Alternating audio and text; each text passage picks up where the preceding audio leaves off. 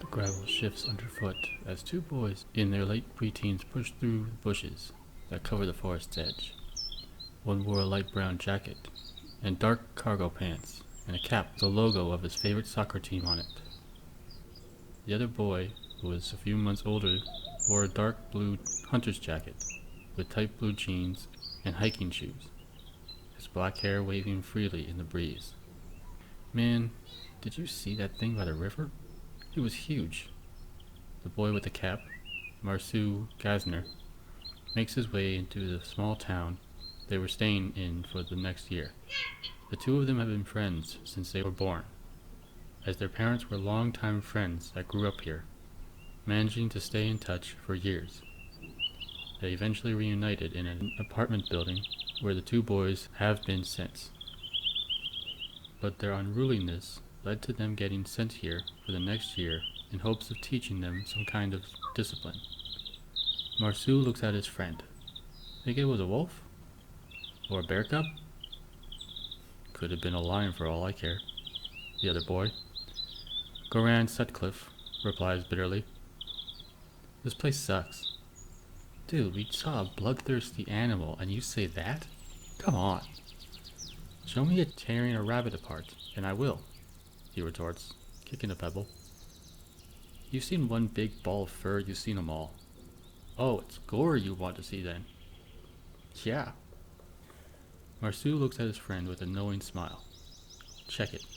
I heard there's an abandoned house on the side of the lake, not far from here. They turn to look at the forest as he continues.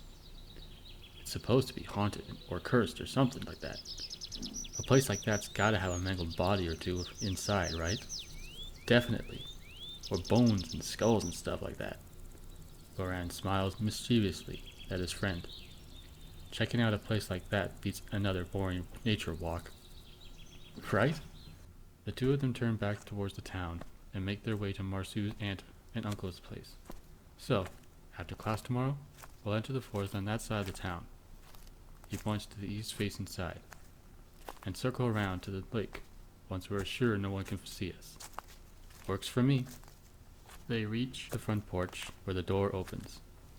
Marceau's cousin, Ronja Gassner, steps out and gives the two boys a dirty look, her hands going to her hips in a childish attempt to appear older than she really was.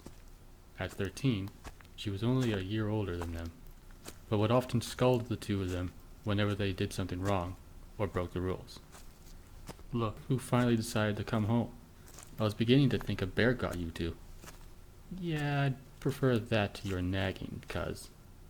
Marceau fires back while climbing the steps, oblivious to the fidgeting Goran was doing while meeting the girl's softening eyes. I wouldn't have to nag if you two smartened up. The forest is dangerous, especially at night, she says with concern in her voice. I just don't want you guys to get mauled out there. A mauling would be cool to see, though. Right, Goran? Absolutely, he smirks at his friend. As long as you're the one getting mauled while I make a break for it. Asshole. The two boys snicker as Ronja glares at them, a softness sneaking into it when she looks at Goran. Marceau grabs her shoulder and playfully shoves her towards the door. Come on, Mom. Let's get inside before the leaves slit our throats. Don't be so morbid, Marceau. Jeez, she says as the door closes, managing to wave goodbye to Goran before it does. He lets out a sigh, finally able to relax. Ronja was the only person here that made the town bearable to be in for Goran. Having never felt the same around the girls back home, he was starting to wonder if he was developing a crush for her. With that thought in mind, he turns and makes his way down the main road of the town towards his relative's home at the end of it. The small town is called Minuovo, named after its founder, Amato Minuovo, back during the Second World War. After the Nazis ravaged the larger cities of Europe, many inhabitants formed refugee camps to survive long enough for the Allies to push back to eventually win the war. While some of these refugee camps disbanded to return to their homes, the people of Minuovo opted to stay, turning the camp into its own town. It has a total of 12 houses, a pub, schoolhouse, and grocery, that sells from the game and fish the locals catch, while they share or grow their own vegetables and spices, getting whatever they need from the nearest city. Goran looks around the small town, watching the locals going about their business without much of a care beyond their daily routines. And even though he was new here, they all would greet him as if he lived his whole life with them. It was a nice change of pace compared to the sneers and suspicious looks he was used to. He reaches his aunt and uncle's house, pushing open the door and stepping through. "I'm back," he calls out. "Welcome home, Goran," his Aunt Flavia calls out from the kitchen. "Dinner's on the table." "Thanks, Auntie." He kicks his shoes off and hangs his coat, then makes his way to the kitchen, nodding a greeting to his uncle, Stellan, who was in the middle of fixing an old cabinet dresser in the living room, getting a blink and you'll miss it nod back. He enters the dining room, where a plate of deer stew was waiting, surprisingly still warm. His older cousin, Pim, was finishing his second bowl while his younger cousin, Madeleine, was fussing over the vegetables that were left after she had eaten everything else, but her mother wasn't letting her leave until she had ate everything. "But Mom..." "Don't but Mom me, young lady. You know the rule." Goran sat down beside his pouting cousin as Pim smirks at his sister. "Your cute face isn't going to work this time, young lady," he teases, earning him a flung carrot to his face. "Eat, Madeleine, and you." Flavia looks to Pim. "Have homework to finish before helping your father with the fence." Okay, I'm going." He picks up his dishes and washes them, giving his sister silly faces all the while. Flavia looks to Goran, eating his stew with an amused smile. "How was your walk, Goran?" "Boring." He takes a bite. "We saw something pretty big by a stream." "Oh yeah, that's really boring. Seeing a wild animal with your own eyes," Pim comments, making Madeleine giggle. "Do you have your knife?" Stellan asks from the living room. "Yes, uncle." He turns in his chair, showing the sheathed knife he was given the day he arrived. His uncle and cousin spent an afternoon showing him how to defend himself from the various animals as well as the techniques and methods. His uncle looks over to him, spots the knife and nods with approval before he returns to his task, and Goran returns to his dinner. "Did you guys go to the house by the lake yet?" Madeleine asks, stalling to avoid eating her vegetables. "Don't even put that in his head, Madeleine," Flavia said sharply. "You kids aren't allowed to go there for a reason. Now finish your stew already." The little girl grumbles, while quickly shoveling the vegetables in her mouth in an attempt to avoid tasting them. "I heard someone mentioning it. What's so bad about it?" Goran asks. "By someone, do you mean Marceau?" Goran flinches before looking at his uncle. He finishes repairing the cabinet and gives his nephew a hard, knowing look. "Well, it's no secret, little cousin." Pim chimes in, finished cleaning his dishes before leaving. "That kid's a troublemaker. You're one to talk, son." His mother shoots back while making Madeleine laugh as Pim grumbles while he leaves. She looks back at Goran as Madeleine gets started on her dishes, and Stellan walks into the kitchen to get his own bowl. That house is old and dangerous.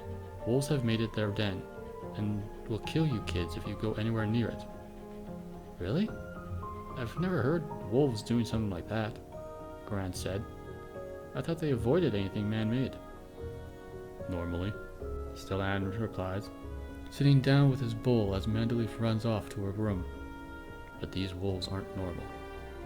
Anyone who's gotten too close isn't seen again. Not even the remains." He starts eating as Flavia gives him a disapproving look while Goran stares at him, starting to wonder if he and Marceau should go through with their plan. After finishing his stew, Goran works on his own homework and makes his daily call back home, a rule his father was adamant about before sending him to Minuovo. After losing his wife, Goran's mother, his father became extra protective of him, becoming overbearing and smothering to his growth, which led to his lashing out alongside Marceau. The other boy's mother, fed up with their growing outbursts and disrespect, made the decision to send him to live with her brother in Minuovo for a year, and pushed Goran's father to do the same with him. He reluctantly agreed after much convincing from her and Flavia, only so long as Goran called him once a week. It was once a day, but both Flavia and Goran argued against it, with his aunt saying it was for his benefit as well. After the call, he joins Pim and Stellan in the backyard to help fix the fence. On Flavia's firm suggestion, "You even know how to use a hammer, little cousin? Let me show you while I bash your face in with it, Pim." The two banter back and forth while holding the wood in place, as Stellan focuses on making the repairs. As they work, Goran looks towards the forest just beyond the fence, his mind pondering about the wolves and the house by the lake. "So, why did the wolves make their den in the house?" he asks out of the blue. "You're still thinking about that?" Pim asks as Stellan gives him a sideways glance. "It's weird though, isn't it? I've always heard wolves actively avoid man-made things.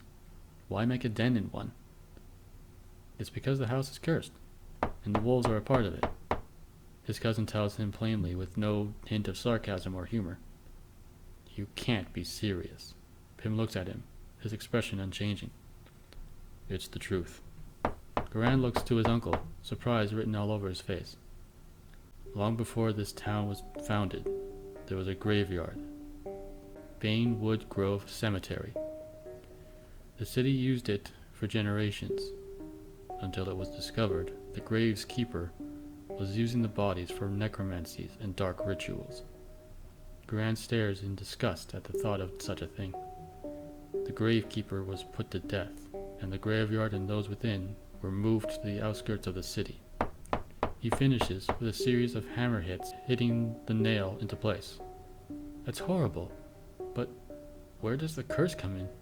Legend goes, Pim takes over, the gravekeeper had used those rituals to extend his life, meaning that the gravekeeper's family was just the original keeper using a new body. He looks at his father, who grabs another piece of the fence and hands it to them to hold. When he was put to death, the grave custodians took his soul and fed it to the wolves. "The who?" Goran asks. "Grave custodians," his uncle replies. "Wraiths that shepherd the souls of the dead to their final resting place. The keeper's dark practices displeased them, forever damning his soul to the oblivion of a wolf's stomach." He lifts his head up to look towards the lake. The house by the lake, which belonged to the keeper, is where he performed those dark rituals and still holds his collection of mystical trinkets. So the custodians placed a curse upon it. Should any fool enter the house by the lake, shall forfeit their eternal soul to the all-consuming belly of the wolves. He returns his attention to the fence repairs. To this day, all who have ignored our warnings are never heard from again. The rustling of leaves causes all three of them to whip their heads around to see a dark lone wolf creeping out of the forest towards them. "Ah!" Goran stumbles back and falls down as Pim and his father brace themselves, both grabbing their knives but leaving them sheathed. The wolf flinches from his reaction and continues its approach, looking from one of them to the next. It settles its gaze on Stellan, drawing closer and urging him to slowly take his knife out. The slow sound of the blade sliding out makes the wolf's ear twitch, stopping its advance. The man meets the wolf's bright blue eyes as Goran struggles to steady his breath. Oddly enough, when the wolf shifts its gaze to him, he almost instantly calms down. "Don't look away," Pim warns. A tense moment passes, and the wolf turns to return to the forest, seemingly only showing up to reinforce the curse and their warning. "Get inside, both of you. I'll finish up here," Stellan orders. Pim grabs Goran and practically drags him back to the house. How common are wolf attacks here?" Goran manages to ask, back on his feet and quickly following his cousin. "It's rare, but it does happen." He reaches the door and holds it open. He looks back at his father, gathering his tools as Goran hurries past, closing the door afterward. "You boys okay?" Flavia asks, grabbing hold of Goran and Pim with concern, having seen what was happening from the window. We're fine, Mom. She was just curious. How the hell can you tell it was a she? Goran asks. It didn't attack us, for one thing. Males are the more aggressive. It was also smaller than the males I've seen around, he explains, watching his father put the tools away and make his way back. Goran looks out the window and is startled to see the she-wolf hadn't left yet. She stood at the edge of the forest, her gaze trained on the window, and he could have sworn on him.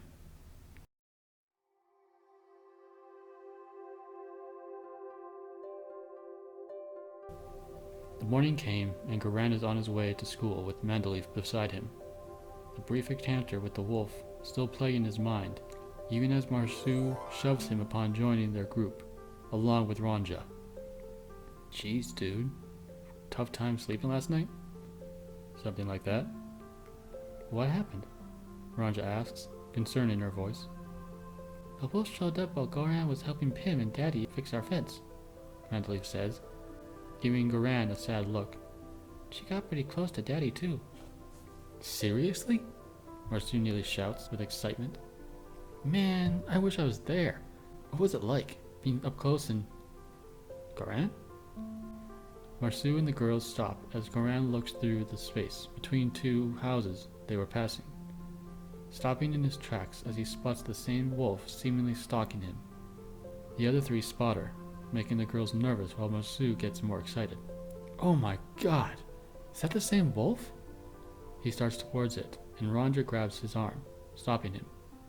Don't, you moron! She could kill you, she warns. As they struggle, the she-wolf runs back into the forest. Aw, man. Look what you did, cuz. Good. Now you won't be stupid and get yourself killed. She shoves him toward the school, as Mandalif grabs Goran's hand, squeezing it out of fearful worry.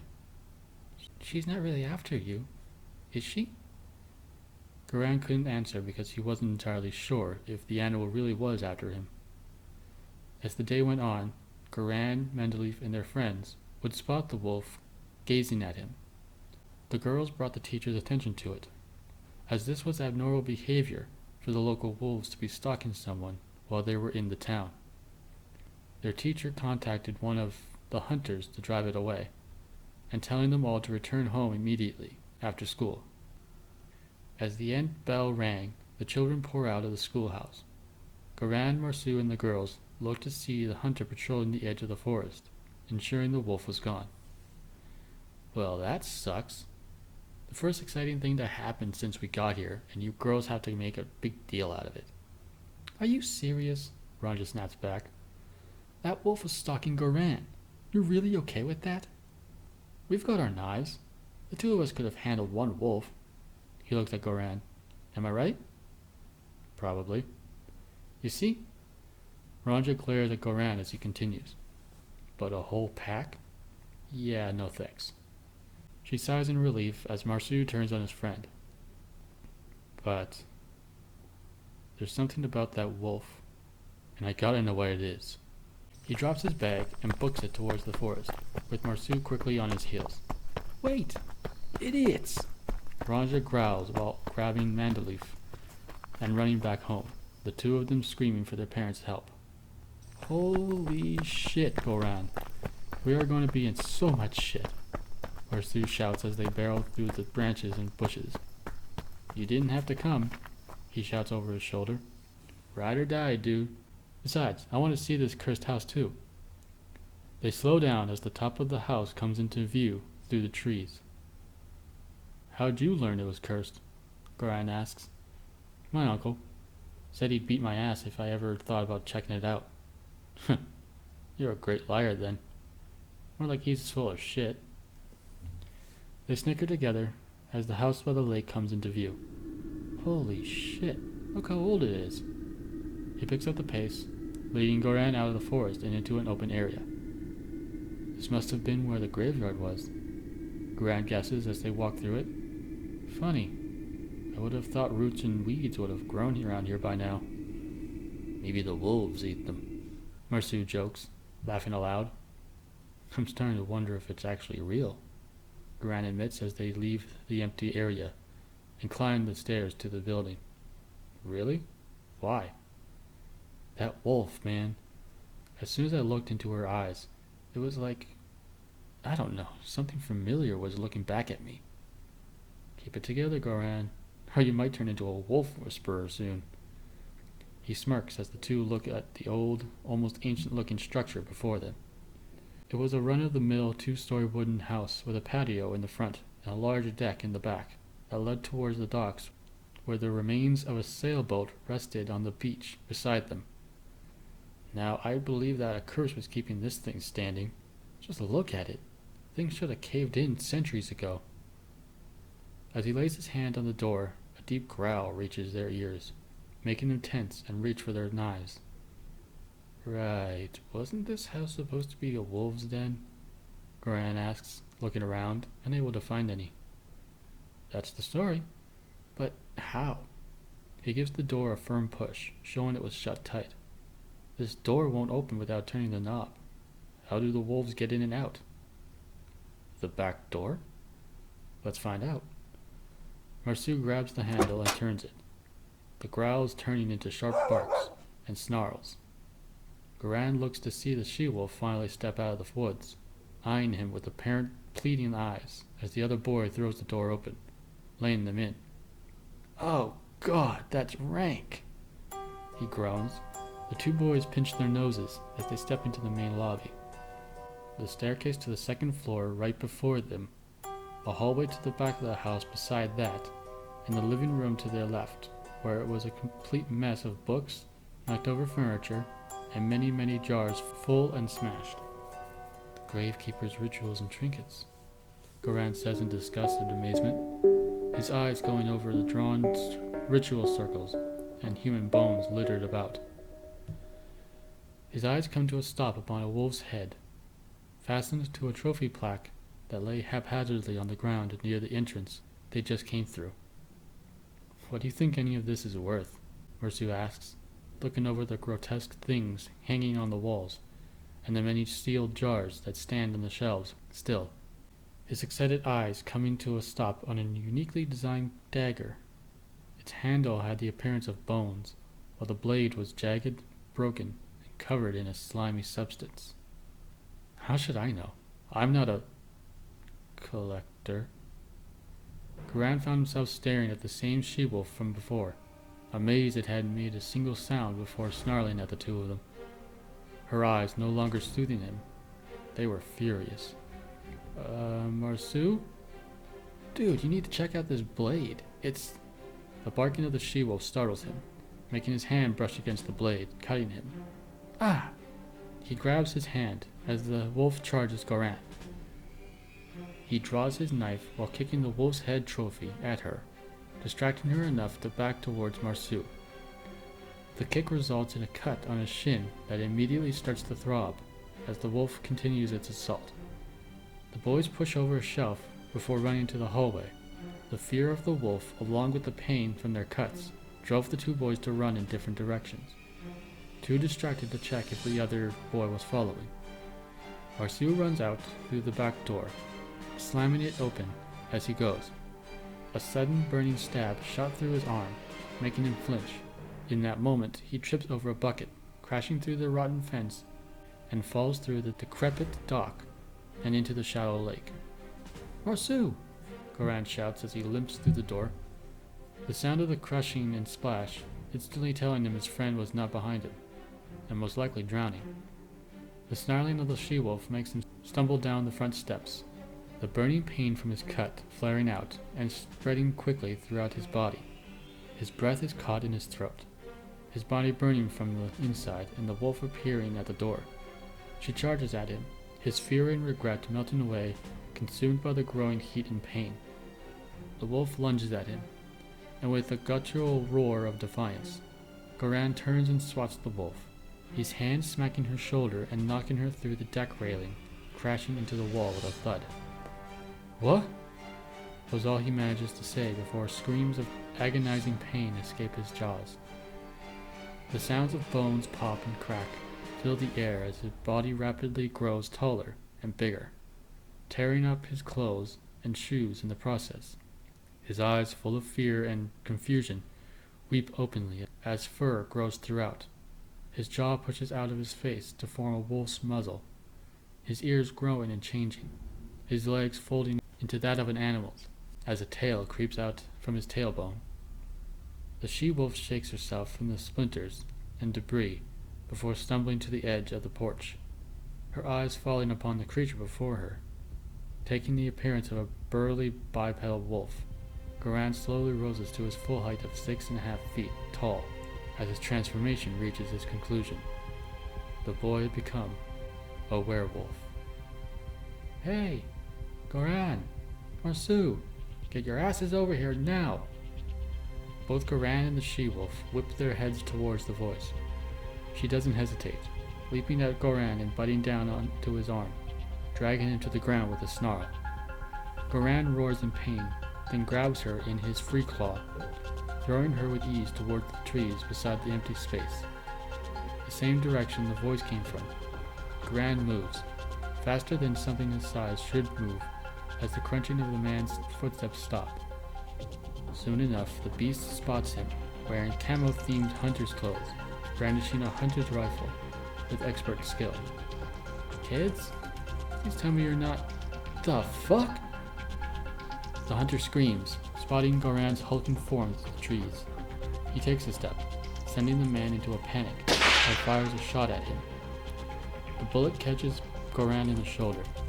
A loud noise plus the sudden pain send him into a blind rage, charging at the hunter, who struggles to reload his weapon. He lunges for him, only for the she-wolf to land on his back and clamp down on the back of his neck, growling and snarling at him. He roars to a stop, reaching for her while trying to shake her off. The hunter, amazed by the sight before him, manages to reload and train his gun on the werewolf while backing away. The werewolf stumbles forward into a roll, loosening the she-wolf's hold enough for him to throw her off. A shot rings out. A bullet grazes his eye, making him roar in pain before turning on the hunter, his eye leering at him while the other quickly regrows as if it wasn't shot off. "What the?" Goran was on him before he could finish. His jaws surrounded him before he even had a chance to lift his gun in defense. With a sickening crunch, the werewolf chomps down on his neck and shoulder, crushing his windpipe and preventing him from screaming. With a simple jerk of his neck, he tears a large slab of meat from his body, instantly killing him before he hit the ground. The she-wolf barks and growls, getting his attention as he swallows the meat in his jaws. After that, his mind calms down, letting him take back control from his rage. His eyes dilate. He slowly looks over his shoulder at the mangled body of the hunter, the sight sickening him, yet his stomach refuses to throw up the chunk he had consumed, collapsing to his claws and knees. The she-wolf yelps and howls before more wolves appear as if they were ghosts. Goran watches them approach the hunter's corpse and start eating it. Every last scrap of clothing, every drop of blood, chip of bone, and slice of flesh. Nothing was wasted. Before his very eyes, Goran watches the legend in display. It wasn't long until they finished, lapping up the very leaves on the trees, and then they vanished into the woods as quickly as they arrived. A sharp bark draws his fascinated attention back to the she-wolf, as she sits before him with the same calming air about her from back of the fence. She holds his confused gaze. Something within her blue eyes starts to float out, a gray and white mist that slowly drifts before his muzzle, taking the appearance of a skeletal figure wrapped in a dark gray cloak. The wraith rests its empty eye sockets upon Goran as it speaks. "You were warned. The fault for not understanding is your own." It lifts its bony finger at the terrified werewolf. "You are sentenced to rid the rot curse. You have wrought." grave custodians decree. The spectre holds that last word as it returns into the eye of the she-wolf. She seemingly glares at him for a long moment before huffing out a breath, like it was disappointed in him. She turns towards the trees and walks away, leaving Goran to try and comprehend everything that just happened since entering the house by the lake. His shoulders rock as tears fall from his eyes. He looks up at the lake, the sight of it reminding him of Marceau, who was also dead because of him. That struck him hard. Unable to handle the guilt any longer, he turns away from the house, away from the town, and runs into the forest, the image of Marceau and the hunter tormenting him as he runs.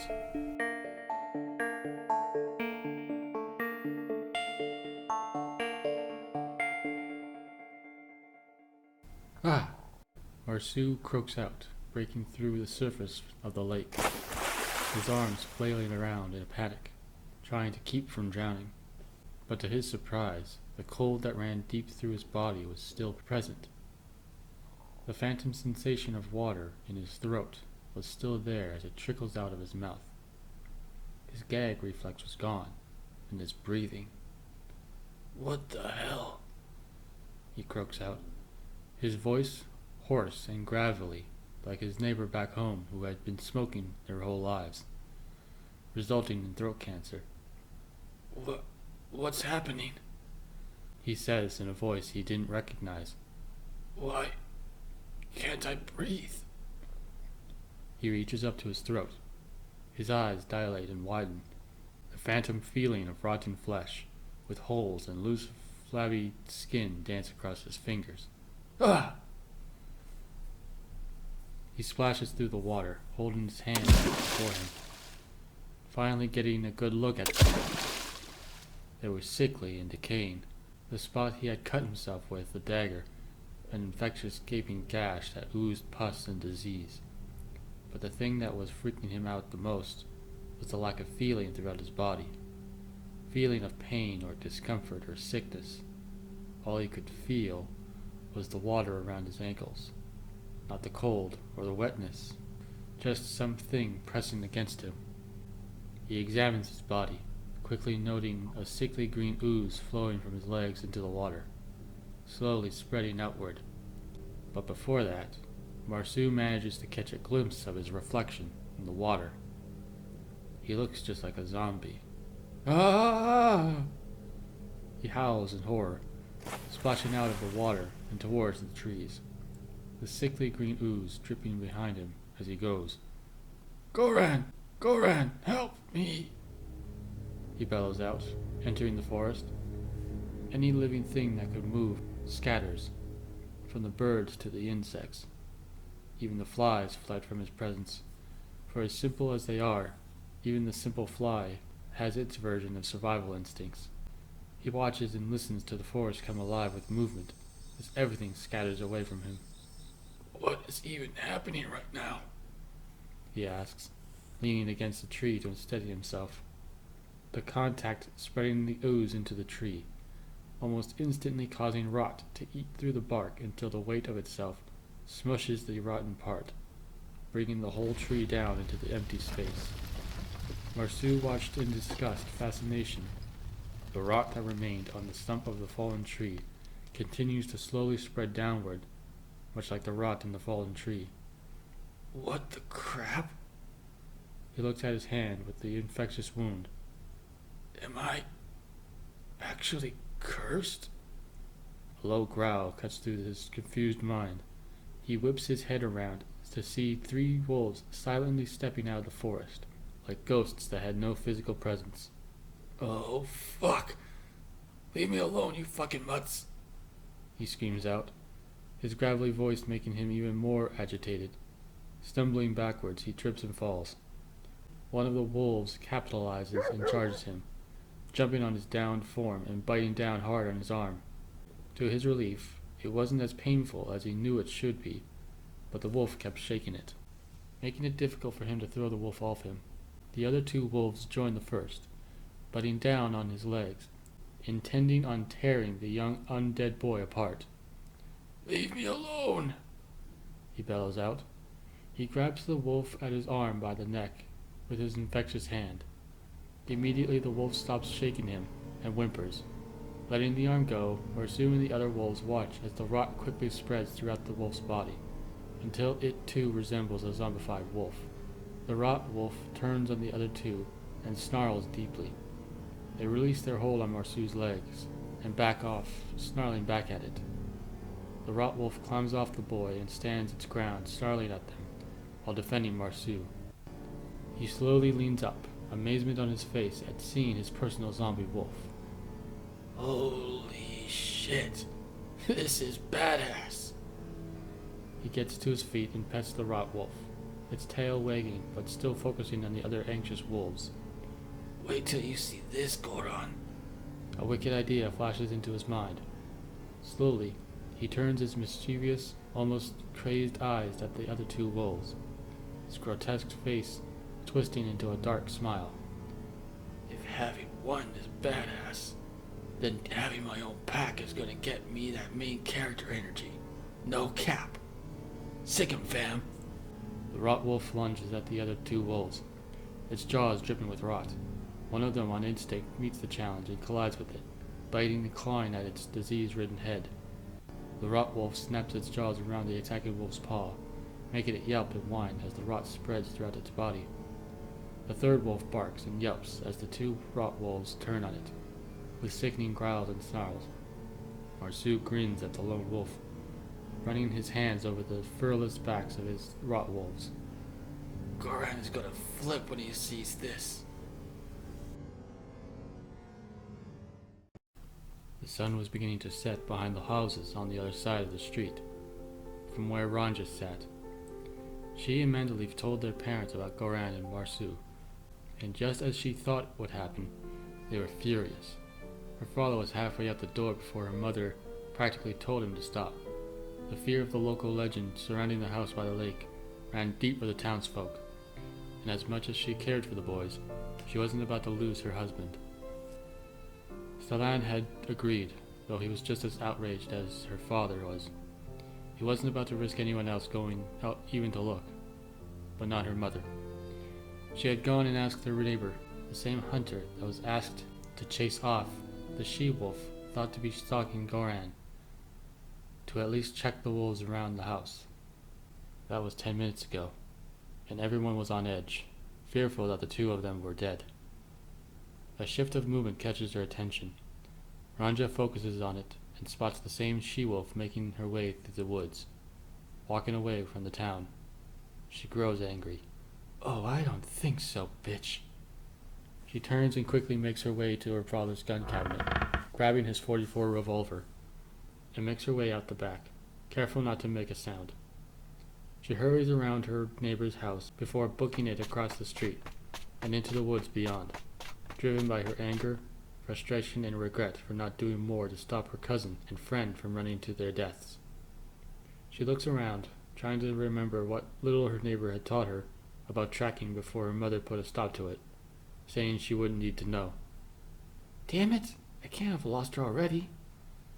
She looks at the ground, not having much luck figuring out if she was looking at a paw print or a crushed leaf.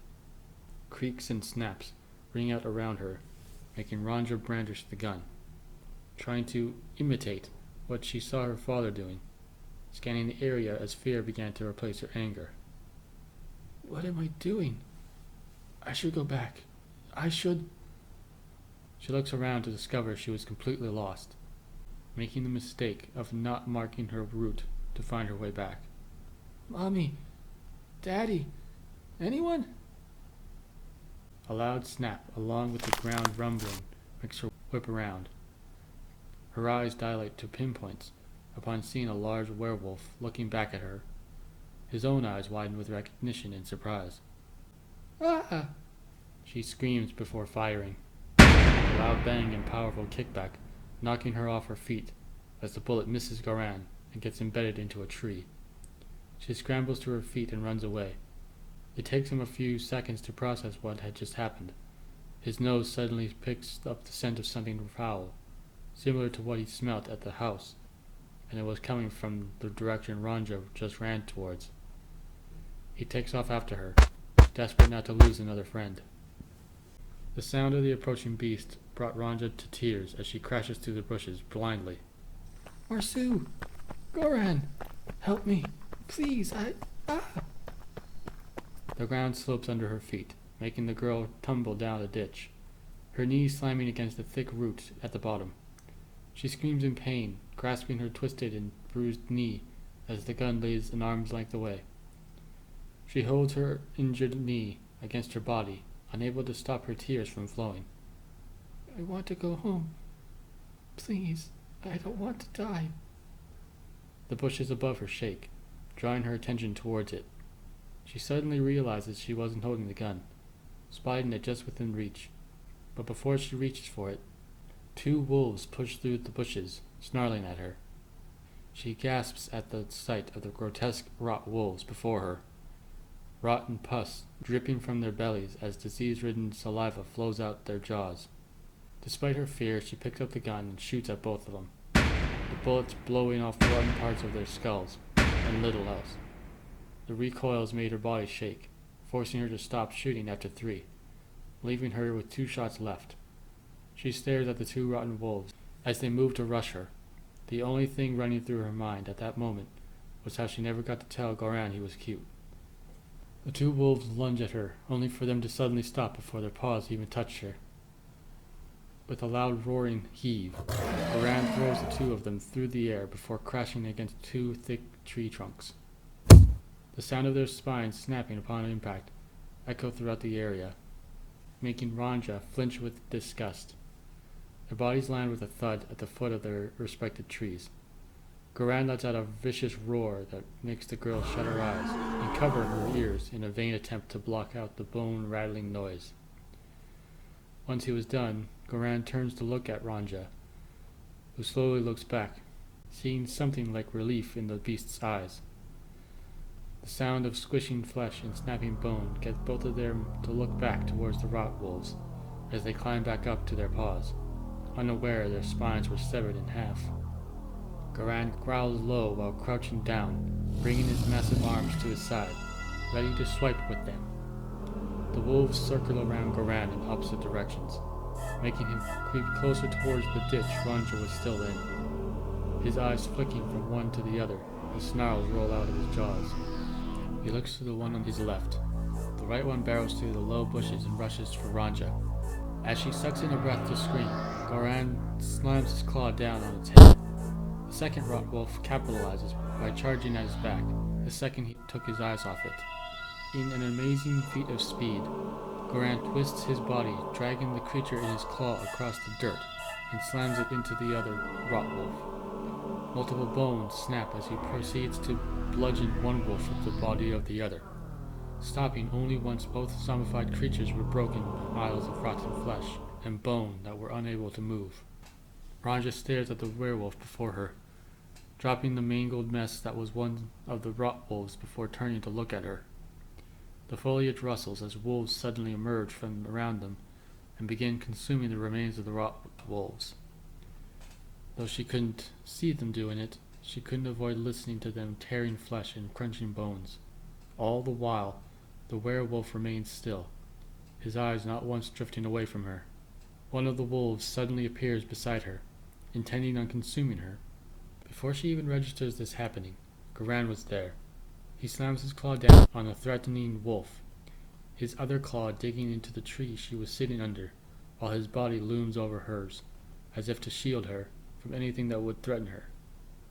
He roars in the wolf's face, the intimidating act forcing the animal to whimper, trying to get away, finally able to after he lifts his claw off it. He remains like this until the wolves finish their task and vanish into the forest, all the while Ranja staring at him, questions rattling around her mind until an impossible thought suddenly jumps to the forefront. Marceau? The werewolf flinches but doesn't move. Goran? Hearing his name, try as he might, he couldn't keep his gaze from turning in response, meeting the surprise in her eyes. Goran? Is that really you? she asks, reaching out to touch his cheek. He pulls away with a surprised snarl, startling her enough she shifts her injured leg. Ah! She grabs her leg as Goran looks at her with guilt and worry. His whimpering brings her face back up, where she notices the tears leaking from his eyes. He grips both the tree and the ground tightly, tearing up the bark and the dirt, before throwing his head back and letting out a mournful howl, one that shook Ranja to her core. Oh, Goran, what did you do? Right before her eyes, the large werewolf began to shrink, his fur receding into himself as his claws returned to the regular hands of a child. Within seconds, the beast was gone, replaced by a sad, scared, and confused little boy, crouching naked before her, sobbing. Her amazement vanishes. Ranja takes off her light coat and drapes it over him. As soon as he felt her touch, Goran turns on her, wrapping his arms around her body while burying his face into her shoulder. The sudden closeness startles her, making her face red with embarrassment and excitement. It quickly turns to sadness as she listens to his crying and whimpers, wrapping him in a hug while placing her head against his. The two of them stay like this until Goran finally calms down. Ranja, he chokes out. I'm sorry. We should have listened to you, my uncle, everyone. I'm so sorry. He starts crying again. The extreme situation, along with his breaking down, finally get to her as Ranja joins him, unloading her fear, anger, and sadness alongside his. As the two frightened children vent their emotions, the she-wolf appears at the top of the ditch. She lays down, watching over the two so as no others come and disturb them.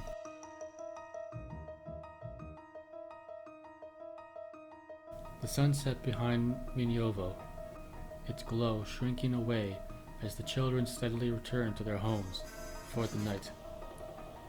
The local pub was full of activity as more people trickle in, with men and women looking for a drink and a few laughs before returning home. On a slope just on the edge of town, Marceau watches the townsfolk going about their nightly routine without a care in the world. His rot wolf standing beside him as pus and disease drip from its rotten corpse of a body. Marceau looks with disappointment. I don't see Goran down there. His gaze shifts up to Stellan's house, barely seeing his friend's aunt pacing with worry through the window. Did the wolf get him? He looks down at the infected wolf beside him, staring blankly at the town before them, waiting to be told what to do. Marceau scoffs, looking out at the town. Damn it. I really wanted to show him what I can do. He makes his way down the slope, his face shifting into a devious smile as the rotwolf falls without fail. As he makes his way into the town proper, a man stumbles out of the pub, drunk and still holding a half-empty bottle. He slams the bottle back, taking a big drag of his booze, completely unaware of the approaching Marceau and his pet. Finishing his drink, the man lets his arm fall, freeing his vision and finally spotting the zombie boy, and the sight nearly made him fall on his butt. The fuck? The man expresses crudely, briefly sobering up, his face contorting into disgust. The fuck happened to you? Marceau grins at him as the rot wolf growls. I have no idea, but I like it. He quickly rushes the man, making him take a clumsy swing at him with the bottle, slamming it across the boy's head. It shatters, but barely stops Marceau as he thrusts his hand forward, slamming it into the man's face, making him scream in terror, gripping onto it as the disease spread quickly throughout his body, only letting go once the change was complete. The door swings open as people brush out in response to the scream, stopping in their tracks as soon as they see the three zombies before them. The rot man slowly turns, his dead eyes cold and empty, terrifying the gathered people. Marceau and the rot wolf move to stand beside him, a crazed look on the boy's face, and a vicious snarl on the beast's. Small town drunks. No one's gonna miss you, Marceau said before the three of them lunged forward, screams filling the air.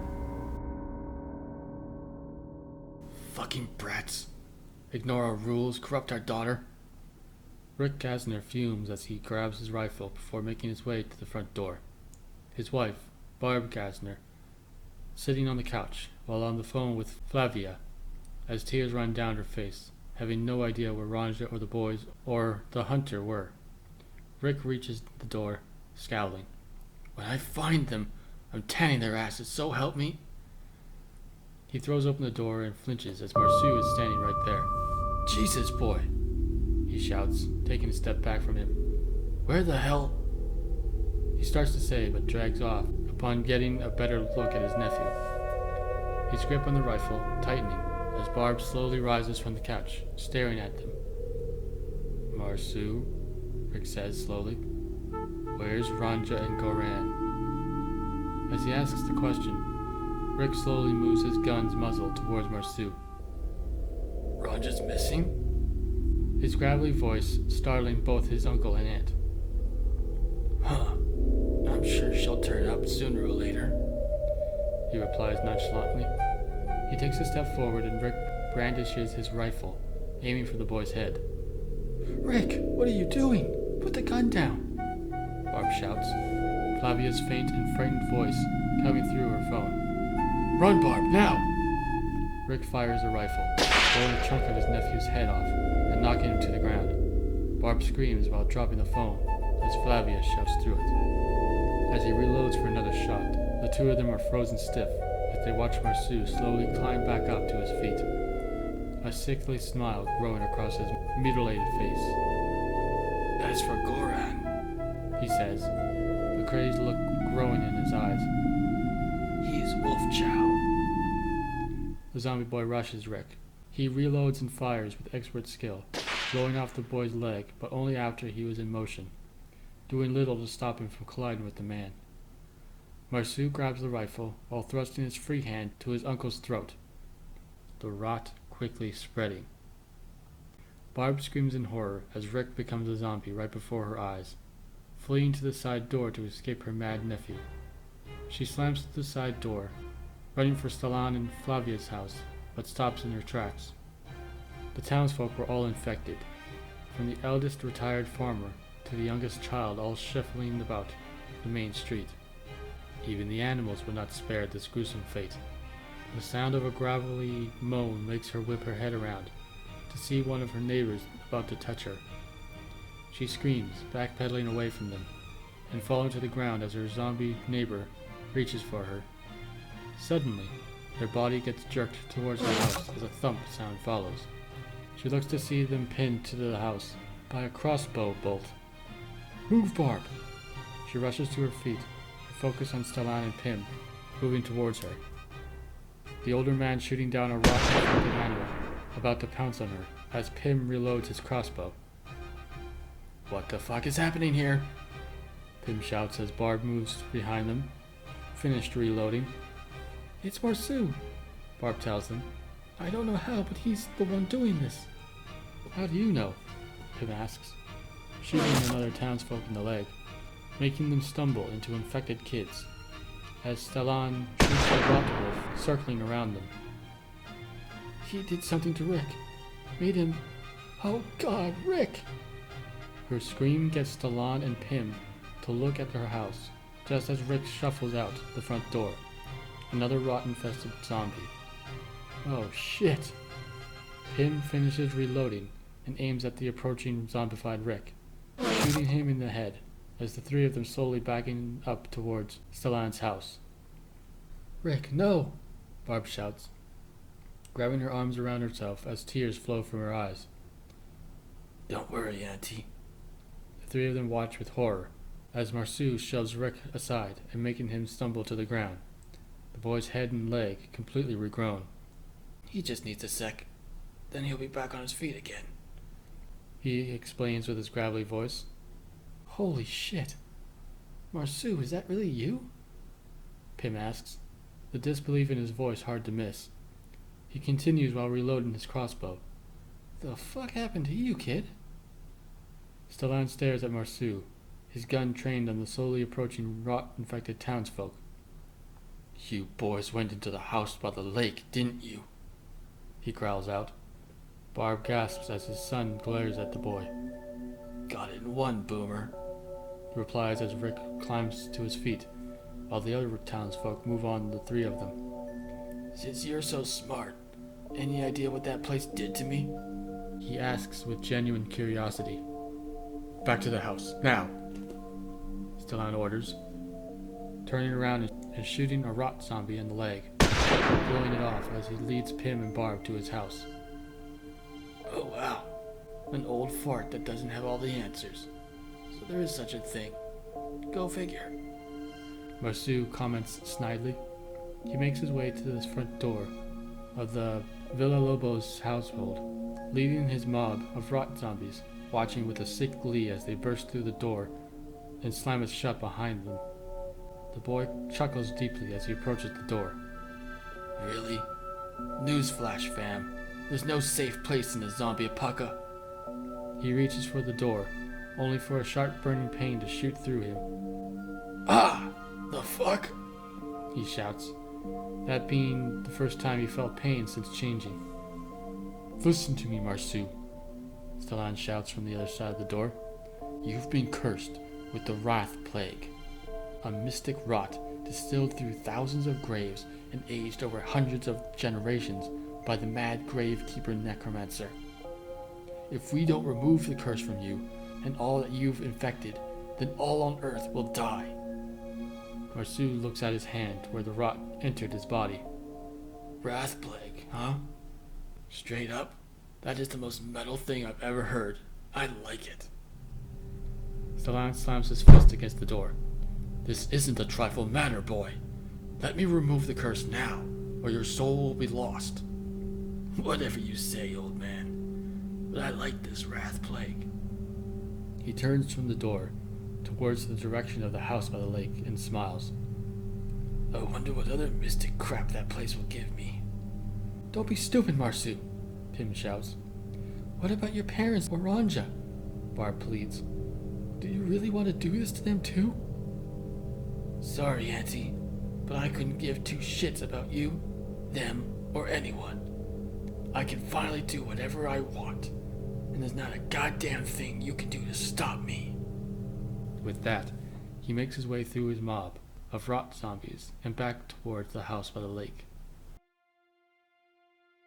Earlier. You two went into the house by the lake, didn't you? Ranja asks once Goran was calm enough to talk. He doesn't speak, just nods his head. She lightly bonks his head with her fist. Dummy, the both of you. Didn't your aunt or uncle tell you about that place and to stay away from it? He nods again, this time pulling away from her to meet her disappointed eyes with his tearful ones. I'm sorry, Ranja. We were stupid. Now Marceau's dead. That hunter's dead. Dead? She interrupts him with shock. What do you mean dead? I mean dead. That she-wolf was there. She chased us out of the house. But he ran towards the lake and fell. I could hear him hitting the water. Then I changed into that monster. A hunter showed up and shot me. And I... He presses his face to her shoulder again, as more tears pour out of his eyes and sobs escape his throat. Oh, Goran, she breathes out, holding him tightly while trying to think of anything to say. She looks up and spots the she-wolf laying at the top of the ditch, staring at them. Ah! Goran quickly turns around and shields her with his body, coming face to face with the animal. He narrows his eyes and growls. You! What do you want with me? Ranja looks past him at the wolf, recognizing her. That's the she-wolf that was stalking you, right? What does she want? She's one of those grave custodians from the legend. She told me I had to end the curse I caused. He points towards the tree one of the rot wolves snapped their spines on. I did what you told me to do. Now get this thing out of me. The wolf rises to her paws, barking and growling for a bit, then lifting her muzzle to sniff the air. Goran grows angrier, as she wasn't outright telling him what she wanted, like she had earlier. Ranja, being more familiar with wolves, leans towards him and whispers, I think she's implying there's more of those cursed wolves out there. The she-wolf barks at her and wags her tail in response. Goran's shoulders hunch over as he hisses angrily. I don't want this. I don't want to kill anything else. He falls to his knees, slamming his fist to the ground, cracking it as more tears roll down his cheeks. Ranja, startled by the strength he now has even as a boy, hesitates for a moment before gently placing her hand on his bare back. But Goran, if you don't stop this curse from spreading, who will? He slowly turns his head to look over his shoulder and into her gentle eyes, all but pleading for him to go. Seeing that calms him almost instantly, silencing his fears and fueling his courage to act. He and the she-wolf whip their heads towards the town, the sound of rifle shots reaching them. What is it? She asks as he sniffs the air. I can smell more of the rot, coming from the town. Our families, she says fearfully, trying to get to her feet only for her injury to keep her from standing up. Goran places his hands on her shoulders. It's not safe over there, Ranja. I'll go. She nods before he looks back at the she-wolf with the glare. Keep her safe, he growls out, and his glare softens. Please. The she-wolf makes her way down to them, coming to their side and giving the girl a gentle lick across her cheek, getting a surprised giggle escaping out of her. Satisfied, Goran turns before standing, Ranja's jacket falling into her hands where she holds it up to block her view of the naked boy. He climbs up the ditch before getting to his hands and knees. He groans in pain as he feels the beast within him growing, causing fur to sprout across his body once again. The sounds piquing her curiosity, Ranja lowers her jacket and watches with disgusted amazement as the small boy steadily grew into the large, imposing werewolf. Once fully transformed, Goran growls low before throwing his head back, letting out a ferocious roar. He charges through the forest as more rifle shots ring out around them, leaving Ranja and the she-wolf as he races towards Minuovo. She watches him go, her worry growing the further he got, until he was out of her sight.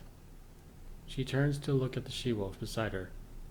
Can you carry me to the town, please? The she-wolf stares at her, fearful and determined gaze, for a moment, then looks away with a snort. Ranja pouts, her pleading look turning to a glare. She reaches up and grabs a handful of the she-wolf's fur, ignoring the animal's threatening growls and nips, while pulling herself up to her feet. He asked you to keep me safe, not to keep me here, she explains plainly, pulling herself onto the back of the wolf that seemingly had a perplexed look on her face. When she was settled, Ranja wraps her arms around the she-wolf's neck while leaning along her back. Now let's go. Present. Goran barrels through the forest as the sun vanishes below the horizon, coming to a stop at its edge, his lupin features shifting in horror at the sight below him. The townspeople of Minuovo were all infected with the rot curse, aimlessly wandering around the main street. His heart broke at the sight, his eyes drifting up towards the end of the street where his aunt and uncle's house sat, as well as a majority of the zombies. He focuses his sharp eyes at the window that amazingly hadn't been shattered yet, and managing to catch a glimpse of a little girl cowering inside. Seeing Mandaliev hadn't become one of the zombies fills him with relief and hope that the rest of his family was safe. He roars loudly before leaping from the top of the incline to the roof of one of the houses with ease, dropping to the street on top of a few infected dogs. The rot zombies immediately focus on him, ignoring his threatening growls as he easily swats away the townsfolk and crushing the heads of the animals, doing his best from really hurting the zombified people while making his way to his family's home. His ears perked up, picking up the sharp scream of his cousin the closer he got to it, spotting his aunt and Pim rushing to her side. They also let out terrified screams once he reaches the porch, easily shoving aside the mob. He lets out a yelp, whipping his head down to see one of his classmates grabbing his leg, biting down on it. He shakes them off, hissing in pain as a piece of his fur and flesh was ripped off it as well. He looks at the wound and is surprised to see a sickly green pus pour out of the gash until it was all out of him. The wound rapidly closes, replacing the missing fur as well. He marvels at his apparent immunity to the curse while backing towards the porch, wishing there was a way he could free everyone from it without killing them. Goran? He looks back at the sound of his younger cousin saying his name, his acute hearing picking it up through the window despite her only barely whispering it. Well, shit, it is him, Pim says beside her. His aunt looks at him with a mix of relief and dismay as Barb joins them, bursting into tears upon seeing him. His ears lay flat against his head at seeing their fearful faces when the door is thrown open, his uncle having a hopeful reaction. There's still a chance then, Stellan says, getting a confused look from his werewolf nephew. Listen carefully, Goran. Marceau did all this, Stellan reveals, making the beast's eyes widen in shock and disbelief. And he's not going to stop. You have to kill him. Kill him? Flavia asks, as Barb, Goran, and the others give the man disgust and pained expressions. I thought you said you could cure him. I could. But if he infects himself with other curses, then it'll be impossible. He gives Goran a hard look as he swats more zombies away. Save him if you can. Otherwise, he has to die. It's the only way to ensure the rest of the planet doesn't share this horrible fate. The werewolf's claw slams down on a zombified cat that was about to dart inside the house. Stellan slams the door closed, leaving it ajar as he continues. I understand you don't want to, boy, but this is the price you pay for ignoring my warning. A low, threatening growl escapes the werewolf's maw, his sharp eyes turning to face the house by the lake. Killing Marceau might also free the townsfolk from this curse as well. Get going! He closes the door shut, as Goran's low growl turns into a ferocious roar that rattles the house and everyone around him. Full of his frustration and anger, he takes off, barreling through the rot zombies and out of town faster than even he thought was possible. Flavia watches her nephew run off, turning to her husband while holding Mandaleaf. Stellan, is that true? Will killing Marceau really free our friends? Barb and Pim look to the older man, sharing her skepticism, while Mandaleaf stares out the window towards the house by the lake, and her werewolf cousin, gripping onto her mother tightly. The branches snap as he charges past, his bulk snapping even the thickest ones off the trees, kicking up dirt as his claws tears through the ground, his focus not once drifting from the house by the lake. Sadly, in that distraction, Goran was easily tackled to the ground by something just as big. Rolling to his back, Goran snarled at the large rot bear on top of him, roaring in distorted fury as it swats him across the muzzle with powerful blows from its massive paws. As he struggles with this one, another rot bear chomps down on his leg, getting a yelp out of him. With a roar of defiance, Goran rolls forward, shoving the first beast into the second, freeing him from their assault long enough to get to his feet and throw himself at them. He claws and batters the two bears with powerful blows, pushing one back as the second circles around from out of his reach before charging. Goran turns on him and slams his head down to the ground, thrusting his free hand to the beast's rump and grabbing hold of it, his claws digging in deep. The first bear roars and charges him, only for the werewolf to easily lift the second bear off the ground before slamming it onto the first. With the both of them stunned, Goran stomps down on the first rot bear's head, crushing it. He grabs the second beast by the shoulders, pulls him close, then bites down on its neck. With a mighty heave, he tears the head of the bear clean off his body, dropping them both without a second thought, continuing on his way before the wolves appeared to consume the remains. It doesn't take him long to reach the clearing, leaping into the air to reach the porch with a single bound. While usually more amazed with such a feat, Goran had only one thing on his mind, and won't let anything distract him from it.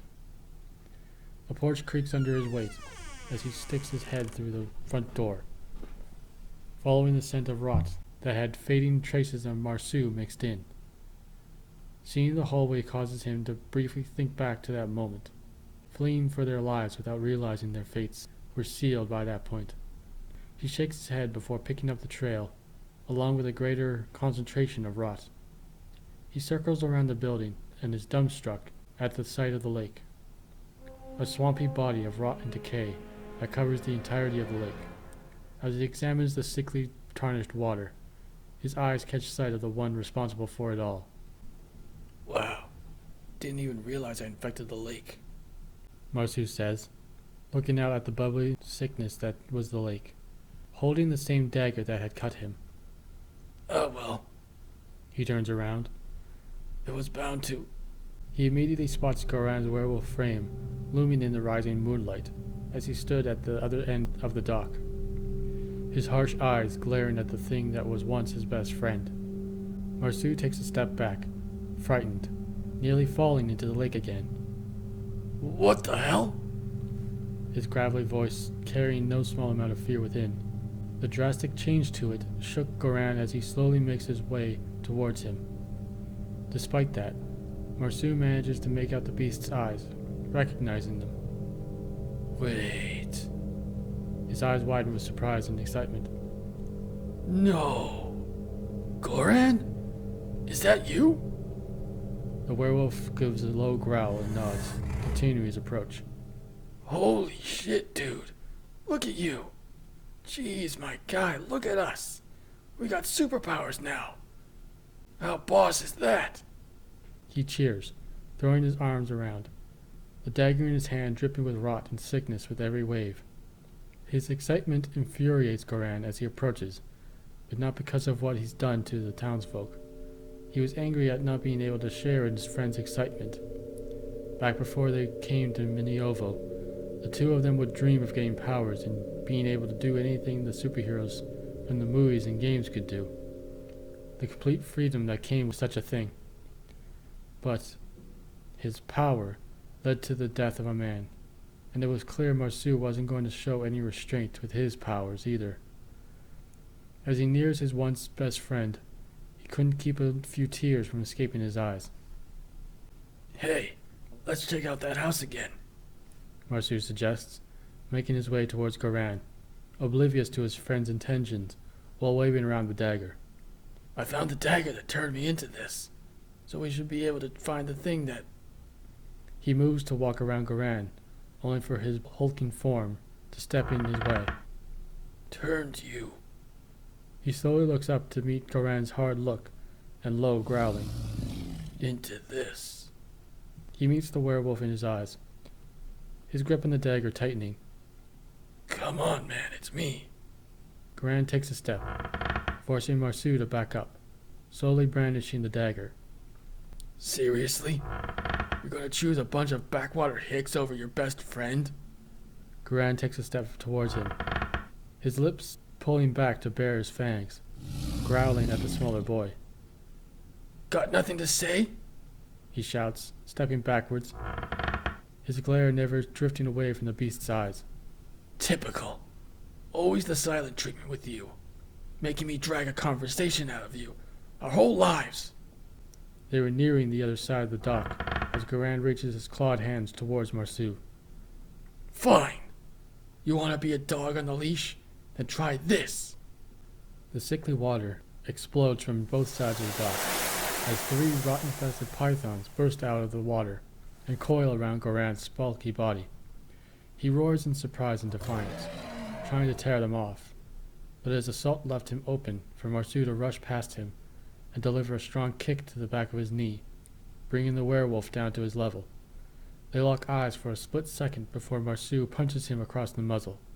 That punch, and the 3 giant snakes manage to knock Goran over the edge and splash into the disgusting lake below. The rot boy looks over the edge at where the werewolf fell with disdain. Leash. Leashes. Same difference. Marceau? He quickly looks to the shore, needing to blink his nearly gone eyelids when he saw Ronja on the back of a wolf, giving him a disturbing look. What have you done? Below the surface of the lake, Goran wrestles with the 3 pythons as they constrict around his body, arms and neck, as 2 bite down on his legs and stomach.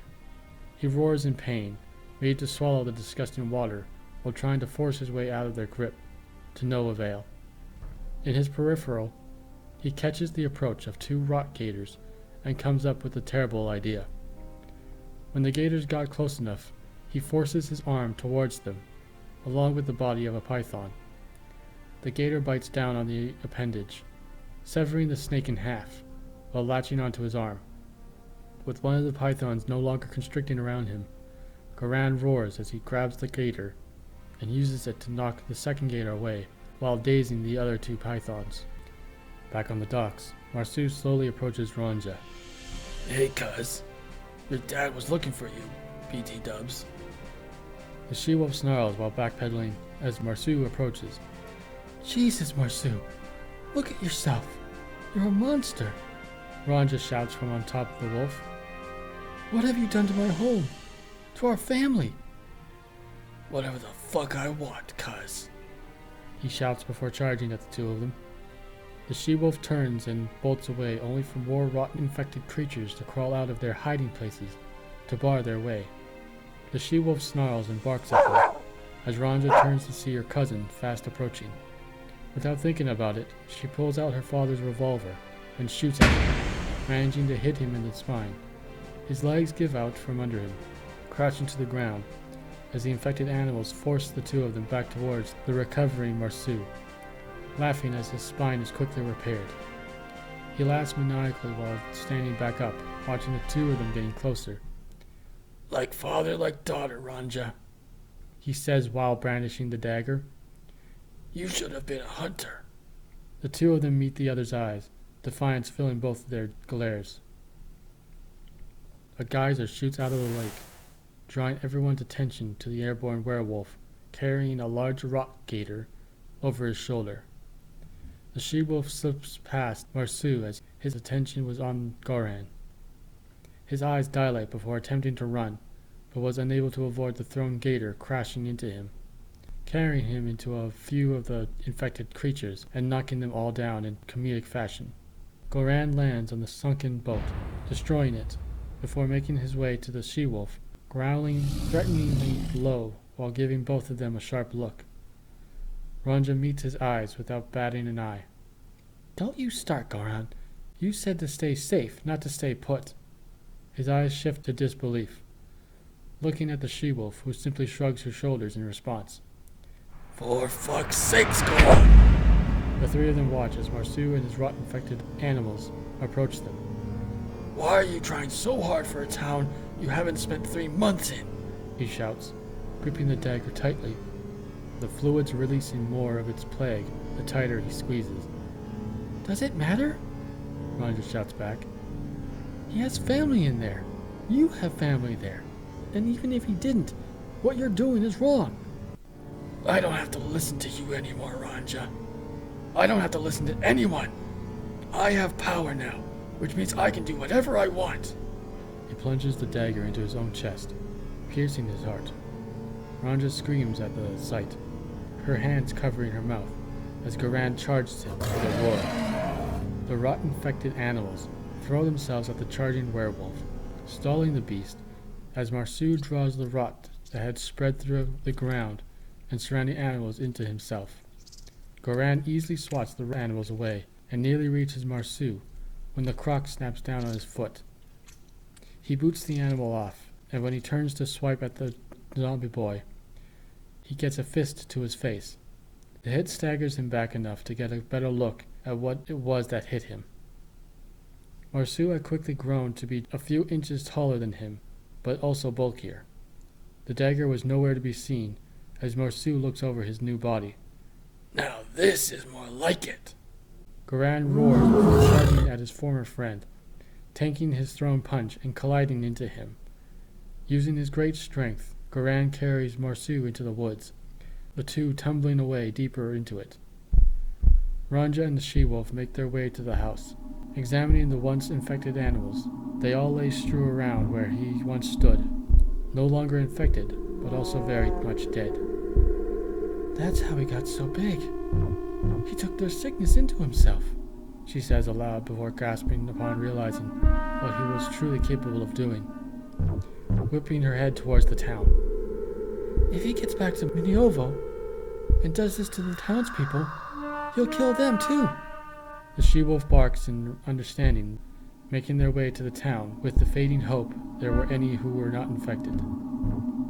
Marceau kicks Goran off, knocking him against a tree, cracking it. He launches himself at Marceau, ducking under his swipe to knock his feet out from under him, and slams him down a few times before throwing him into a boulder. Marceau grabs it and hits Goran with it, destroying the boulder and staggering him before punching him to the ground. Goran crouches on all fours before leaping up at Marceau, carrying him into the air before slamming him down. He bites and claws at him, about to tear off his arm, when Marceau bites him back, letting him roll them so he was on top. After punching him a few times, Goran lifts Marceau into the air again, slams him down, then tosses him towards the beach. Goran leans against a tree, near exhausted, his healing slowing down. He starts to panic, wondering why, when his stomach lets out an almost painful rumble. It was then he realizes it was due to his hunger, as he hadn't eaten anything since the hunter, the reminder making him nearly throw up. Damn it, damn it, damn it! Goran glances at Marceau, shouting while glaring at him with hatred. Things were finally going my way, so fuck off! He charges at Goran. With a growl, he grabs the tree he was leaning on, and, using the little strength he has left, rips it out of the ground to use as a bat, hitting Marceau and sending him flying through the air and into the middle of the lake, the impact shattering the tree into splinters. He drops what was left of the tree with a grunt, then turns to head back to the house by the lake. He can feel his body threatening to change back into a boy, but, knowing Marceau wasn't done yet, he forces the feeling down as he reaches the building. At the house, he looks around at the dead animals that were now free of rot, but also at the numerous wolves that were surrounding them. He gives them a confused look while walking up to the nearest dead animal, his clawed hand on his stomach. The wolf closest to it nudges a carcass towards the werewolf, seemingly aware of his great hunger. After a moment's hesitation, a rumbling starts to grow from the middle of the lake. This spurs Goran to gorge himself on them, his desire to protect his and Ranja's family, replenishing his strength.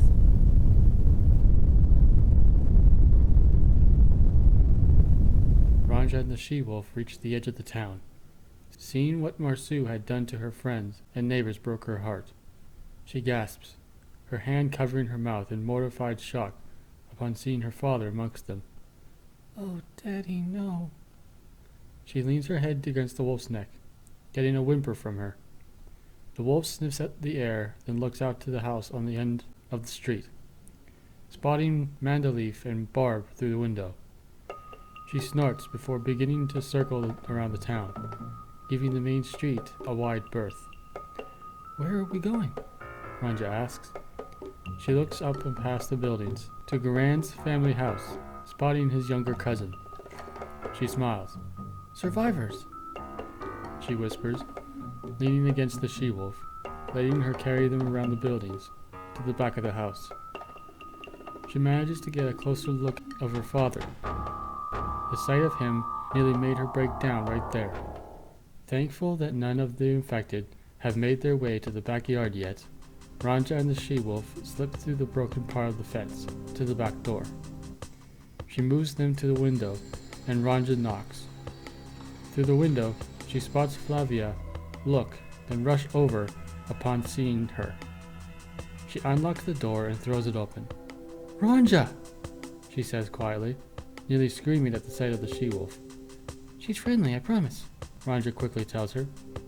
Flavia looks between them before letting them both in, locking the door behind them. Barb rushes to her daughter with tears pouring down her face as she grabs her off the wolf, hugging her tightly. "I thought I lost you too, sweetie." "I'm really sorry for running off, Mommy," Ranja says through her own tears, her father's gun pressing between them. Barb pulls back and smiles at her. For once, I'm glad you did. As they hug, Stellan kneels beside the she-wolf, meeting her eyes. Goran? She barks, nodding her head towards the house by the lake. Does that wolf understand you? Pim asks, his crossbow in hand. His father stands, enough to be of help. He makes his way to the front window as his daughter stares at the wolf from behind her brother's legs. Ranja, where's Goran and Marceau? Flavia asks, moving to her children's side and placing a hand on them. Ranja looks at her. They were fighting by the house last time I saw them. Her eyes widen as she remembers what Marceau was now capable of doing. But if they come here, all the infected will die. What do you mean? Wap asks, her gaze flicking towards Rick as Stellan turns to look at her with a concerned stare. Marceau, he did something just before we left. He stabbed himself with a dagger and uninfected the animals and the ground around him and used it to make himself as big as Goran. You're kidding, the older son said, pointing towards the people outside. So that little bastard can get stronger by taking back his plague? That's some bullshit. Ranja, Stellan says somberly. The lake. Everyone's eyes widen as he looks over his shoulder to her. Was it infected? Before she could answer, the ground shook. They all quickly moved to the front window as a humongous blob of flesh rose up from the lake. The older man looks from the window back to his family and friends. We're leaving. Consuming the last of the gator, Goran barely had time to swallow it as Marceau's ginormous body bursts out of the water. Now the size of a building, he lets out a crazed, thunderous laugh, glaring down at the werewolf. Check it out, Goran. I'm bigger and badder than the big bad wolf. He lumbers towards the beast, as Goran roars with laughter. As he approaches, Marceau sends a wave of water at him, forcing Goran to climb up a tree to avoid it. As soon as he reaches the top, Goran launches himself at Marceau with a monstrous roar. Marceau simply smacks him away, as he would a fly, sending him towards the house by the lake. His body barely missing the roof, crashing into the ground with enough force to crack the ground. Oh yeah, that's more like it. He lumbers out of the water. The last of the infection disappears once he does, and moves closer towards the house and the stunned Goran. In his rather large peripheral vision, the giant zombie boy spots the town. He turns to look and spots their families scrambling out of the house and towards Stellan's truck, while he, Pim, and the she-wolf kept the rot-infected people and animals at bay. Where do you think you're all going? He shouts before charging towards the town. Goran's eyes fly open. Goran gets out and lunges at Marceau, throwing himself at the giant's legs and head in attempts to stop him. But Marceau is so fixated on the remaining survivors, he doesn't allow him to falter his rampage, knocking him away every time as they quickly drew closer to the town. Ranja, being carried by her mother, catches their approach, her eyes dilating in fear. He's coming! She shouts. Everyone looks. Barb and Mandalise scream as Flavia hurries her daughter into the truck. Pim nearly drops his crossbow at the sight of Marceau, charging, while Stellan growls in frustration, shoving his son towards the truck as the she-wolf attacks an infected person that tried to grab him. Move, now! His command gets everyone moving again, rushing for the truck as he takes out a charging dagger. Goran, spotting his family and friends, attacks Marceau's face, clawing at his eyes before dropping down to his neck to avoid his hand from swiping him away. Eyeing the neck, he curses his friend for forcing him to take drastic measures in order to stop him. He climbs up his face, digging his claws into the grotesque flesh until he was on top of his head. As Marceau attempts to swat him away again, Goran leaps at the hand and using it to spring himself back to his head. He soars past it, digging his claws into the skull of his friend, just before passing. the force of his jump causing Marceau's head to turn, violently twisting his neck around until it breaks with a loud snap. The body goes limp and crashes to the ground, sending Goran tumbling into a tree, nearly snapping it in two. He looks at the large rotten pile of flesh before him, while wolves start to approach. As the werewolf catches his breath, Marceau's hand shoots out and grabs him. He, along with the wolves, growl in surprise and anger as he climbs to his feet, ignoring the bites and scratches from the attacking wolves. Once vertical and forcing his head back into place, he gives his friend a crazed grin before slamming him around. With a furious roar, Goran forces the giant hand open, freeing himself, and continues to attack Marceau, trying to think of another way he could kill this monster before he reaches the town. Ranja watches fearfully while Barb and Flavia settle her in the truck with Mandaleef, the little girl gripping her tightly as Barb climbs in after her, while Flavia runs around the back of the truck to reach the other side door. Pim had ran out of crossbow bolts and was now using one of his father's sidearms to fend off the approaching zombies as Stellan and the she-wolf reach the driver's side door. Pim and Stellan climb in after Flavia does, while the she-wolf continues to fend off the horde. Suddenly, Goran crashes into the upstairs bedroom, rocking the house and the truck. "Goran!" Ranja shouts. The ground starts to shake as Marceau makes his way down the street, his monstrous size barely small enough to fit, spotting him. As he's about to lunge at them, a bookshelf crashes against his head, stunning him long enough for Goran to leap from the broken building to land between the horde of zombies shuffling around and the truck.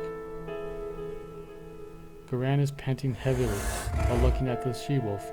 The both of them give a quick nod before she runs off towards the forest, barking. Ranja can see Goran is out of breath, struggling to think of a way to help him. "He needs help." "What the hell are we supposed to do?" Pim challenges, frustrated his cousin has to protect them by himself. "The second we get touched, we'll be zombified too." "So why hasn't he yet?" Flavia asks, holding the two girls along with Barb. "Goran's been fighting these zombies all night. Why isn't he getting infected?" Stellan grips the truck wheel, glaring at the approaching Marceau, as a thought comes to his mind. He has been infected, but the werewolf curse has been countering its effect and repurposing it to repair his wounds. "How the hell did you figure that out?" Barb nearly screams at him, as Goran easily knocks the zombies away, with Marceau towering over them. "I know my curses." He looks over his shoulder at Ranja. "The dagger. Where did he stab himself?" "In his chest." "Which side?" She takes a few seconds to remember. The left side, where his heart is." He turns and looks at Marceau's chest, grunting in frustration as the giant leers down at Goran with a smirk. The werewolf looks over his shoulder at his family and friends, his eyes full of worry and on the brink of despair. "You can't stop me, Goran." He whips his head around just as Marceau slams his hands to the ground, drawing the infection from the people into himself. "No!" Ranja shouts. They all watch as the infected people start to collapse, dead. She and her mother bursting into tears as they see Rick stagger to the ground, freed from the rot, but at the cost of his life. Goran growls, one of his ears swirling around towards them, listening to Ranja, her mother, and Mandaleef all crying as Marceau slowly grew, so large his body was destroying the buildings on both sides of the street. His despair only grew, knowing no matter what he tries, he can't overpower him now. The sound of the truck door opening draws Goran's attention, spying his uncle stepping out. "What are you doing?" Flavia screams as he closes the door and meets his nephew's confused eyes. "The dagger, Goran. We need to tear it out." Goran blinks, turning back around to Marceau's chest, the dagger embedded somewhere deep within the mass of rot-infested flesh. He snarls viciously as Marceau hunches down, ready to charge them, having finished absorbing the rot from the infected townspeople and animals. Before he could, though, Goran throws his head back and howls into the night. Marceau hesitates out of confusion as the forest bristles around them. Dozens of wolves emerge from the trees and surround Goran and Marceau. The she-wolf walking up to stand beside the werewolf at the humongous monster. Goran meets his friend's eyes with a tear in his before roaring, commanding the wolves to feast on him. As the wolves bite and scratch at Marceau, Goran and the she-wolf charge at him, the werewolf lunging for his giant hand, tearing it off from the wrist, biting down on a finger to quell his hunger before tossing it to the ground for the wolves to consume. Pim and the others watch in disgust at the wolves ripping off chunks of rotten flesh and swallowing it whole. Barb and Flavia bring their daughters' faces to their chests to shield them from the sight, while looking away at themselves. Flavia and Pim look over at Stalan, racing towards a barrel of gasoline he had sitting beside the garage. As soon as he opens the barrel, Goran picks up the scent of gas and looks at his uncle, understanding his plan. He grabs a wolf and throws it into Marceau's face, letting it claw at his eyes before rushing to the barrel. He meets his uncle's eyes for a moment, swearing he saw a flicker of pride within them, before grabbing the barrel and, with a single leap, lands on Marceau's head, and rips the top of the barrel off, pouring the entire barrel of gas over Marceau's head. Stalan grabs his rifle and reloads. To his horror, the rifle was empty. "Pim, my gun!" he shouts, as Marceau shouts in pain and frustration, the gas seeping into his rotten flesh while the wolves focus on his legs and Goran uses the barrel to shoot him. Pim climbs out of the truck and brandishes the gun at Marceau, pulling the trigger, and a simple click responds. His eyes widen while checking the clip to find it and the chamber empty. "I'm out too!" "Damn it!" Stalan shouts, running for the house with Pim close by. Enough! Marceau shouts. He swings his armors around, destroying the nearby buildings and sending the debris all around the town. Pim tackles his father to the ground as a large chunk of a wall soars over them and crashes into the front of their house, blocking the front door. Ranja watches the rampaging Marceau destroying her town as Goran struggles to hold on. She looks at Stalan and Pim struggling to their feet, not managing to avoid getting pelted by debris. Looking back at the gas-covered Marceau again, she reaches for the revolver still in her coat. Marceau finally knocks both Goran and a couple of wolves away, one of them being the she-wolf. She lands near the truck, quickly getting back up as the sound of the truck door opens. "What do you think you're doing?" The she-wolf looks back to see Ranja struggling with her mother to get out of the truck, ignoring the pain from her still injured leg. "I need to help Goran," she shouts, managing to break free and collapse to the ground. Barb goes to pick her up when the she-wolf moves to her side, making her recoil away. Ranja looks at the she-wolf and shows her the revolver with a single shot in the chamber. The she-wolf sniffs it before laying down, allowing the girl to climb back on her. Barb and Flavia are dumbfounded as the wolf stands back up, while Mandaleef is amazed by the sight. The ground rumbles again as Marceau ignores the wolves still eating him, once again making his way straight for them. The she-wolf rushes towards him as Ranja pulls the gun from her coat and aims it at him, while his remaining giant hand lunges at her. "Ranja!" Barb screams. Suddenly Goran jumps out of the pile of debris that had fallen on him after he was thrown off Marceau. He grabs the hand and forces it to the ground, saving the two of them while giving Ranja a clear shot at the gas that covers his face. With a shout of anger and pain at the loss of his friend, Ranja fires at him. The bullet ignites the gasoline, setting him ablaze.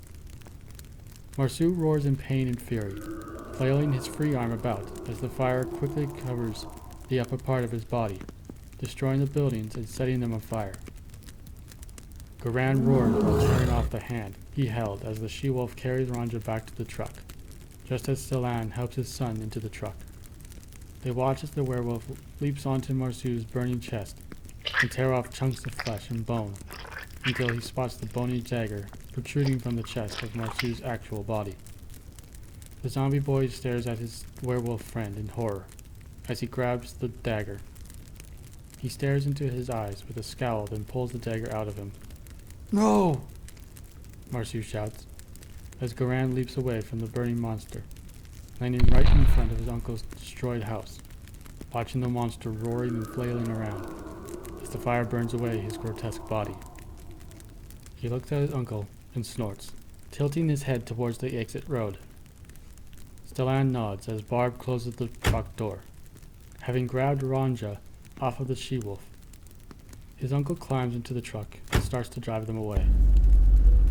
Goran, Mandaleve says, meeting her cousin's eyes and holding them as her father drives them away from the burning town, leaving her werewolf cousin and his zombie best friend. Goran watches them leave until they were out of sight. The sound of the burning monster, writhing in pain, drowning out the crackling of burning wood around him. The she-wolf sits down beside him as the other wolves linger around until the fire that had consumed Marceau's monstrous body dies down.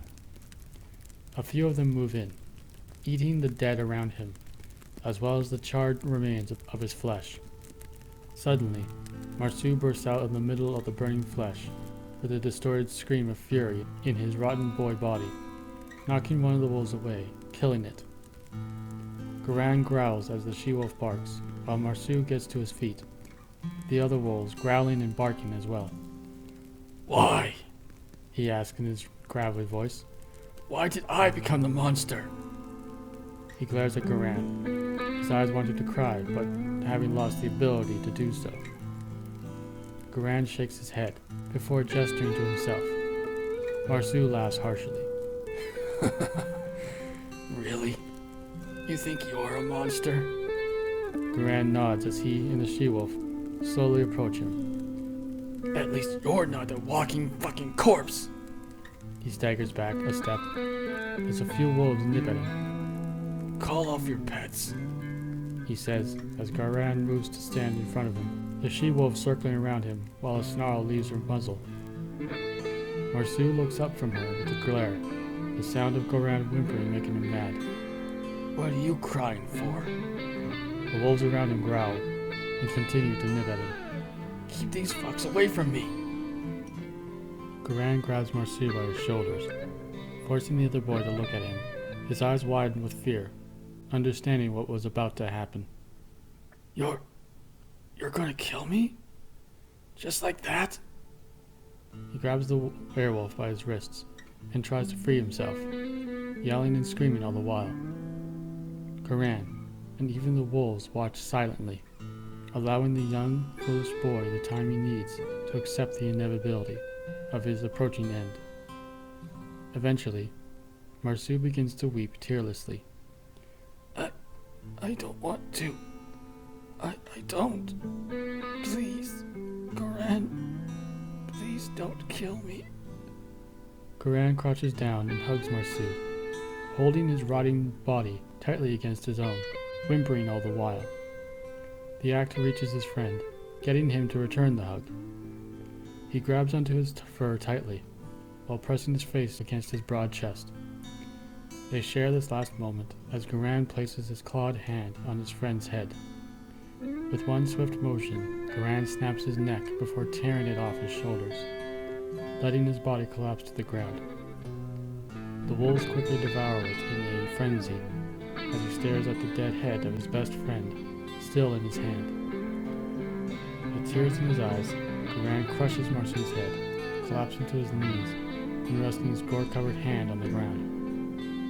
He remains like that until the wolves finish devouring every trace of Marceau and his plague, returning to the forest as the burning town starts to die away. The she-wolf, who had licked clean his claw, now sits before the werewolf, a sympathetic glint in her eyes as she whimpers. With the town in flames and the moon in the sky, Goran throws his head back and howls a mournful howl, letting out all his grief and anger, with the she-wolf quickly joining in. Together, they lead the other wolves in a howl that echoes throughout the forest, reaching the ears of Ranja and his family. She and Mandaleve look out the back window, watching the plumes of smoke rising from the forest and framing the moon in a harsh display that almost resembles a snarling beast. 3 weeks later. Ranja sits with Mandaleef, looking out the back window of Pim's girlfriend's place in the city. Their parents had given the authorities a story of a pyromaniac finding his way to Minuovo in the middle of the night, killing most of the townsfolk with his firebombs. They managed to survive thanks to the sacrifices of her father, a few other townsfolk, and their city boy nephews. As much as everyone hated the idea, it was decided that no one should know about the paranormal event that took place there, so as to not draw the attention of others who sought to exploit the dark magics there for their own. That meant they were forced to paint Marceau as a hero, who sacrificed his life for them, and that Goran was dead as well. The boys' parents were devastated when their mothers finally told them. Goran's father became inconsolable, as his son was the only thing he had from his late wife. Ranja, look, Mandaleef whispers, pointing out the window. The two of them get excited upon seeing the she-wolf, sitting just within the forest that sat just past the backyard, looking at them. Come on, she squeaks out. They rush out the back door after telling Pim, who was sitting nearby on his phone.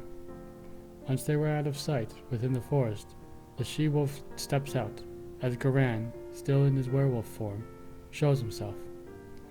His little cousin giggles as she runs up to the werewolf, who bends down to let her climb onto his neck, mimicking how Ranja had climbed onto the she-wolf. Ranja giggles at her antics while petting the she-wolf before stepping up to him. Why don't you change back? Ranja asks, patting his head. Goran gently takes his claw and flicks at her clothes, making her laugh. I guess that's not a bad reason. His younger cousin giggles, as Goran's throat rumbles out a laugh. Ranja hugs his neck. Mom says we'll be leaving soon, to my grandparents. Mandaleef wraps her arm around his neck while laying on his back. Mama and Papa want us to move in with your Papa. Big Bro's the only one staying, so he can be with his girlfriend. Goran lets out a whimper. He lays his clawed hands on the two girls' backs, careful not to scratch them as the three of them share this moment, with the she-wolf silently watching. Thank you for saving us, cousin. I love you. He carefully picks her up, getting a surprised giggle out of her, and places her down beside Ranja before giving her a hug. You were amazing, Goran. He looks at Ranja, seeing the moisture within them. I'm really going to miss you. His own eyes start to water before he licks her cheek. She giggles before grabbing hold of his head and pressing hers against it. They share one last moment as Ranja sheds a single tear. Please, take care of yourself. Goran and the she-wolf return to the house by the lake. He crouches down before changing back to his human self, the process now much quicker and less painful after doing it for 3 weeks. He turns to the she-wolf with a sad sigh. There is no cure for me, is there? The wolf whimpers, then yelps. That's what I thought. He slowly makes his way to the door, unfazed by walking around naked or the lack of shoes, as he steps on roots and rocks without so much as grimacing. He enters the house and takes in the now cleaned-up living room. With all the buildings in Minuovo burned down, and having no desire to sleep outside, Goran decided to make the house by the lake his new home, partly for the roof over his head, and partly to keep any idiots away from the many mystic trinkets that are still here. He eyes both the wolf head plaque now hanging above the fireplace, and the wrath-plagued dagger that was safely locked within a sturdy glass container, still oozing with rot. As he is looking around the room, unbeknownst to him, the she-wolf starts to change behind him. Home sweet home, he says with a melancholy tone. He eyes the dagger with a hateful glare as the she-wolf finishes, now standing behind him. With all this alone time, I could find a way to destroy all this crap.